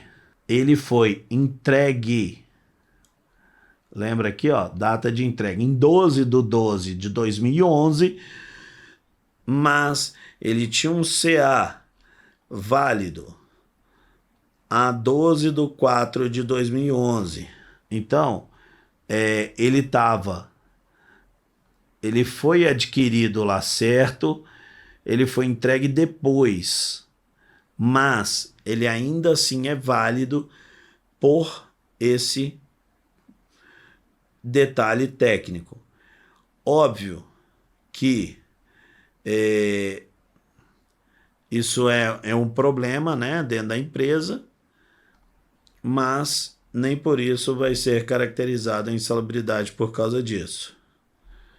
Então aqui, EPI, devido a EPI ter sido adquirido dentro do prazo de validade do CA e ter sido distribuído também dentro desse período, logo não há qualquer irregularidade, ainda que o CA tenha vencido.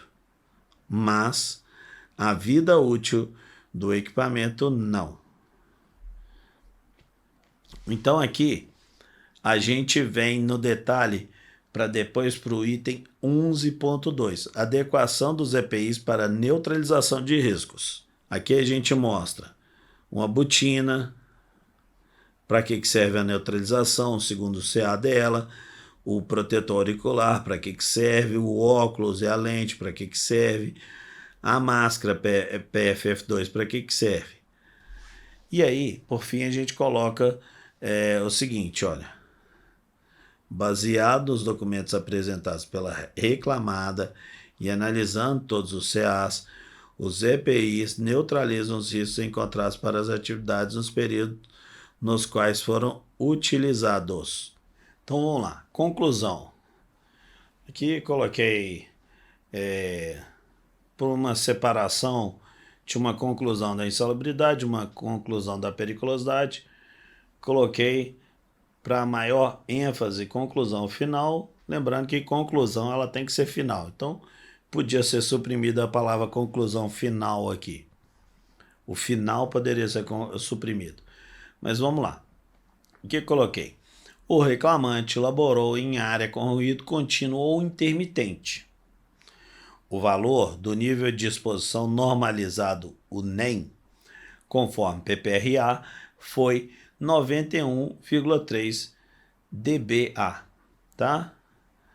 Todavia, o reclamante utilizava protetor auditivo tipo plug, confeccionado em material termoplástico, copolímero, do tipo inserção, composto de um eixo com 3 flanges maciças e cônicas, com CA 17.664, com a sua atenuação de ruído de NRRSF de 17 dBA.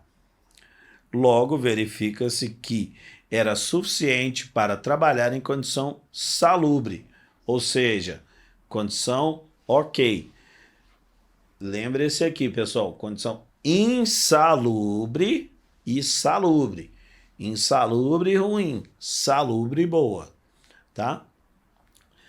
Por essa razão, não faz jus à percepção ao direito adicional de insalubridade do ambiente para o anexo 1, ruído contínuo intermitente da NR15. Ou seja, ganhou, mas não levou. Por quê? Mostrou que ali tinha um ruído que era insalubre, porque 91 é acima do 85, mas não ganhou a insalubridade porque ele tinha um EPI que fazia essa proteção. No entanto, para a Justiça Federal, no que se trata de previdenciário, isso é caracterizado para aposentadoria especial.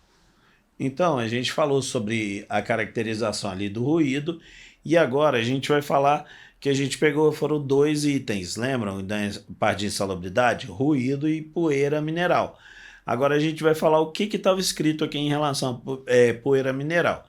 Então eu escrevi o seguinte: em 15/3/2012, o reclamante passou a atuar na usina de asfalto e ficou atuando até 2/6/2013 sem EPI.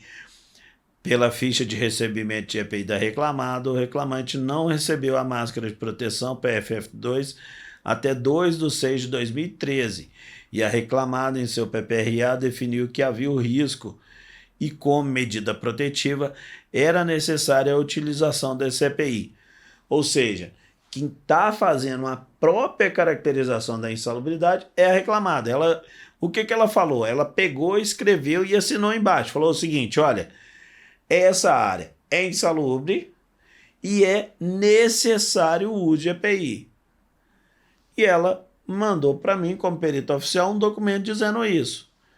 Ou seja, não é muito difícil você pegar esse documento e falar: olha, a própria empresa admite que a área é insalubre, que deveria utilizar o EPI, ela não deu o EPI, portanto está caracterizada a insalubridade. Então, como é que a gente termina aqui? Como é que eu terminei esse texto? Por essa razão, o reclamante faz jus à percepção do direito de adicional de insalubridade em grau máximo devido ao anexo 12, poeiras minerais, da NR15, no período de 15/3/12 a 2/6/13. Ou seja, então, ruído não foi caracterizado, mas poeira sim, mas somente naquele período. E coloquei também o seguinte: o reclamante trabalhou em ambientes com a presença de atividades e operações perigosas com inflamáveis. Lembra que a gente falou da parte do abastecimento? Então, durante o tempo que atuou como abastecedor de caminhão, o reclamante ficava dentro da área de risco. Por essa razão, o reclamante faz jus à percepção do direito de adicional de periculosidade devido ao anexo 2, atividades e operações perigosas com inflamáveis da NR16 no período de 15/3/12 a 12/8/13. Então, assim, é um período que ele passa a ter esse direito aqui na periculosidade. Depois, o que a gente faz? Quesitos do juiz. Nenhum quesito do juiz foi evidenciado nos autos, ou seja, o juiz não mandou nenhum quesito. Poderia ter mandado? Sim, poderia. Às vezes manda? Sim, às vezes manda. É comum de enviar? Não. Não na Justiça Trabalhista. Na Justiça Federal é bem comum. Aí, o que acontece? Aí você agora passa a ter quesitos do reclamante, quesitos da reclamada, e às vezes são quesitos simples. Por exemplo, eu não vou entrar em todos os quesitos, que eu acho que não faz sentido, mas alguns aqui, ó. Queira o senhor perito descrever em detalhe as atividades do reclamante, cargo e funções. Esse aqui é um quesito bem comum. E aí a gente vai descrevendo detalhadamente. Aqui, ó.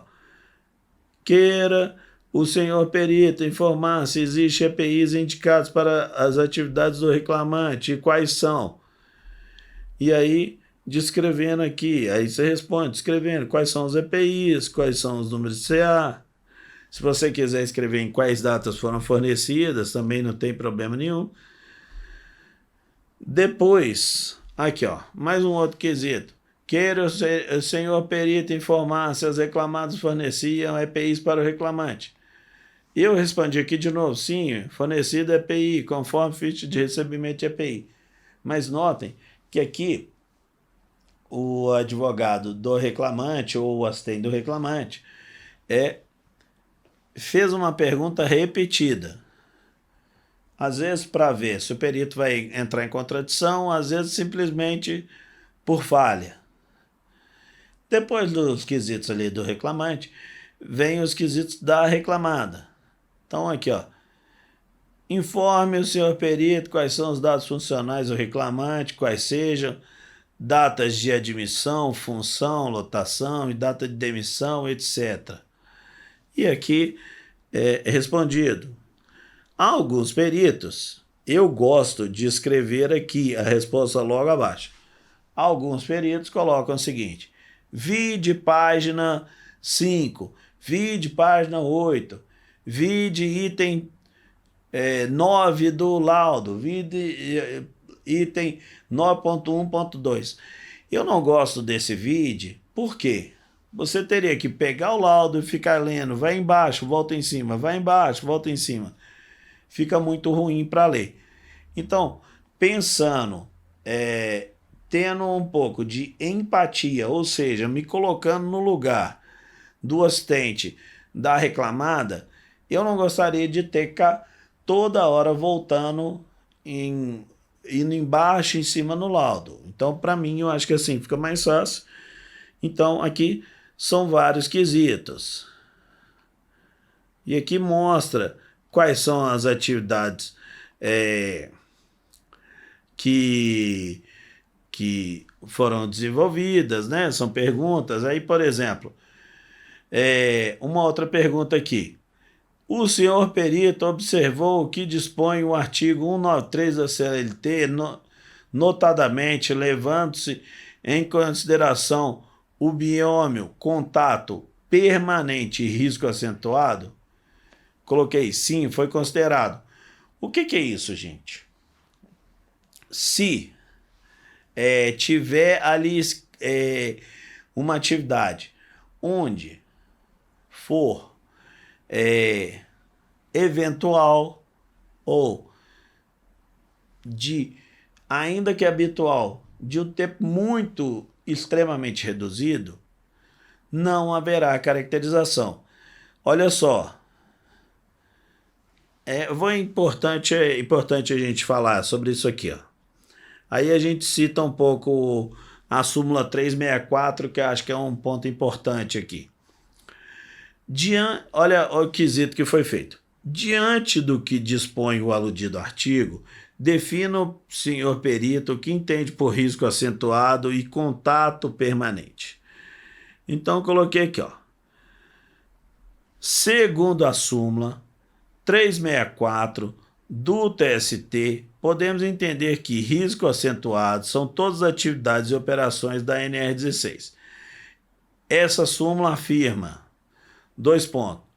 faz jus ao adicional de periculosidade o empregado exposto permanentemente ou que de forma indireta sujeita-se a condições de risco indevido.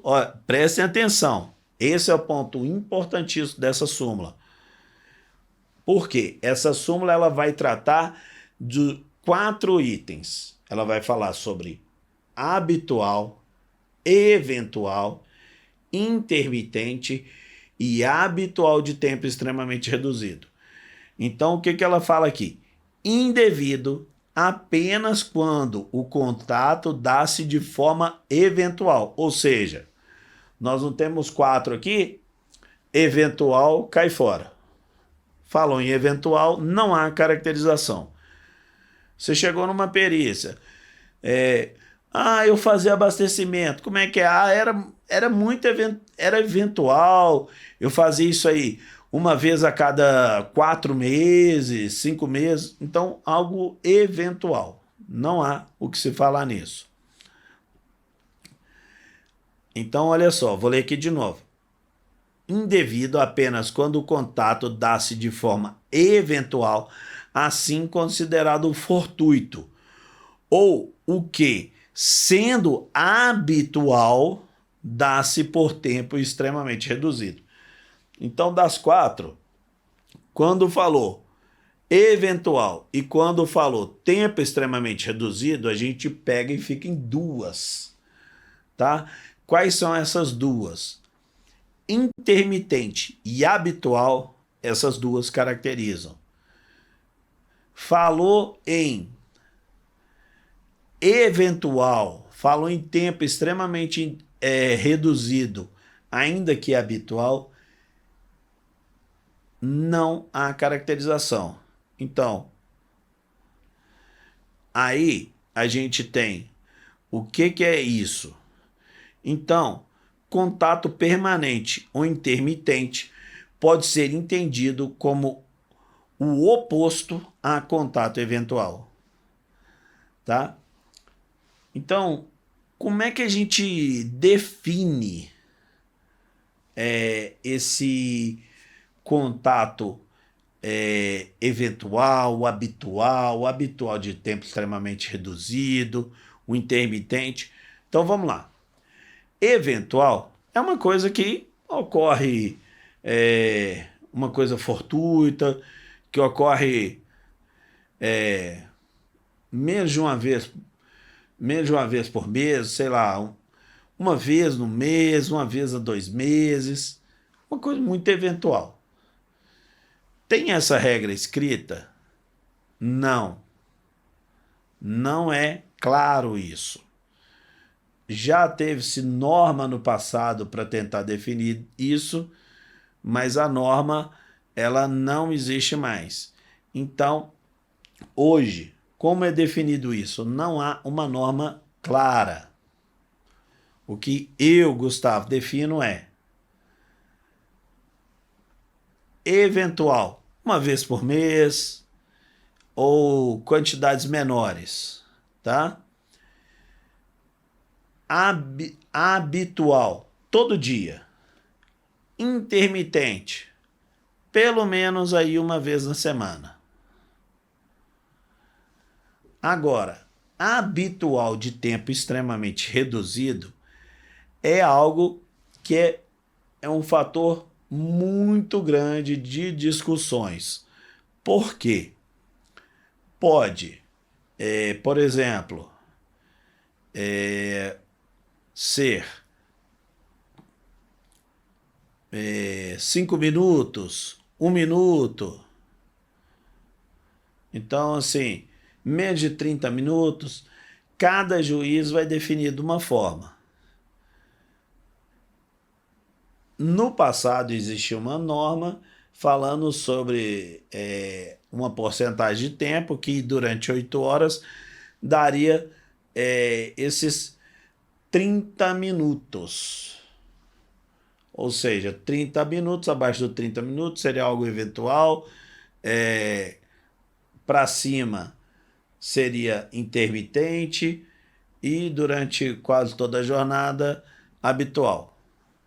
Hoje não é um entendimento mais moderno, mas sobre o tempo extremamente reduzido, quando se fala aí 5 minutos, 10 minutos, são considerados tempos extremamente reduzidos, mas há muita discussão em cima disso e essa é uma briga da engenharia de segurança.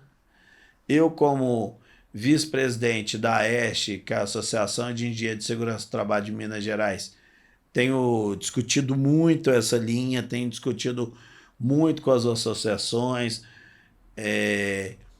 com as partes jurídicas, para a gente tentar formatar uma norma nesse entendimento. Mas hoje não está claro isso. Então, se o juiz quiser entender que 7 horas e meia é tempo extremamente reduzido, ele pode? Sim, ele pode.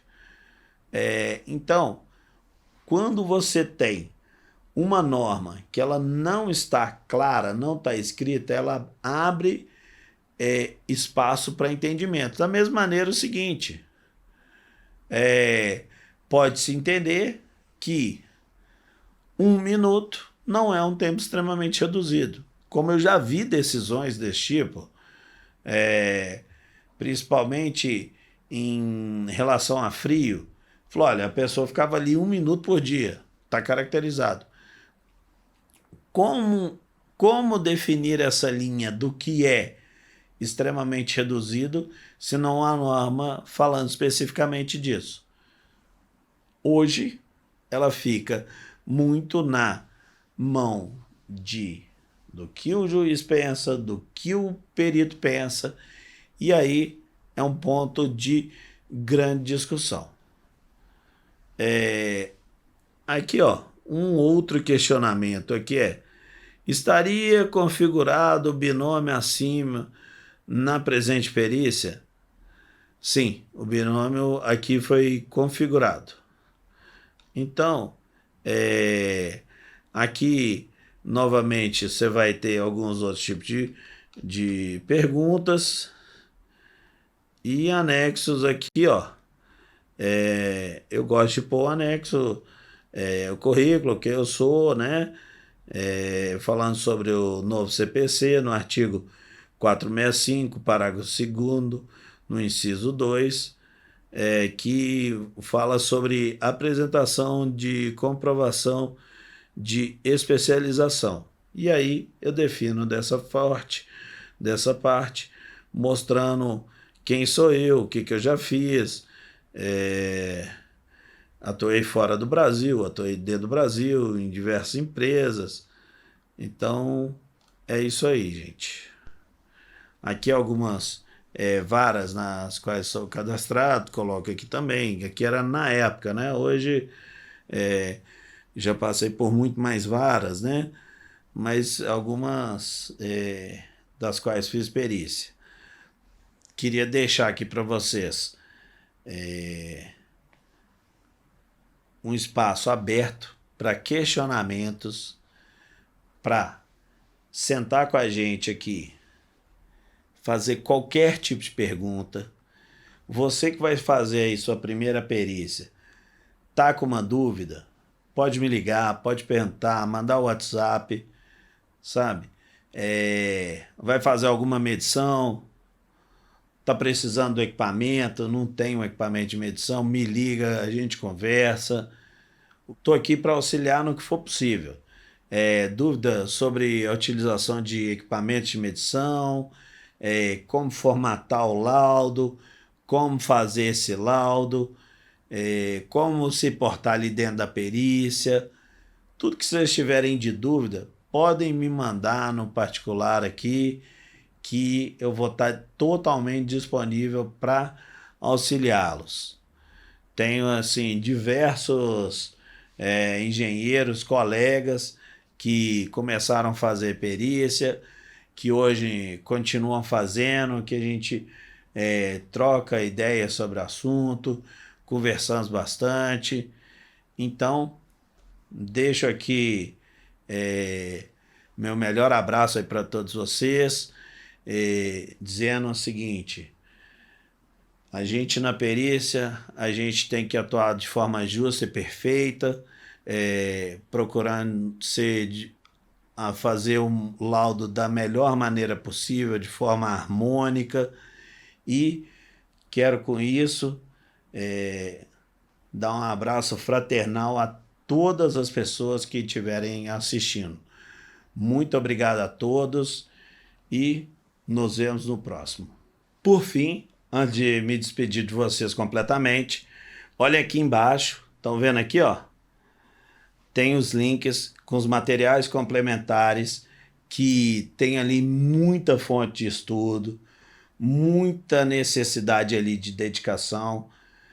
Tô deixando aqui alguns vídeos para vocês.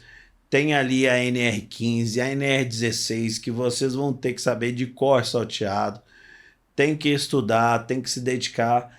E, da mesma maneira que falei com vocês antes, podem me consultar sobre tudo que tiverem dúvida. Muito obrigado, pessoal. Um grande abraço a todos. Espero aí da gente seguir junto. Um abraço.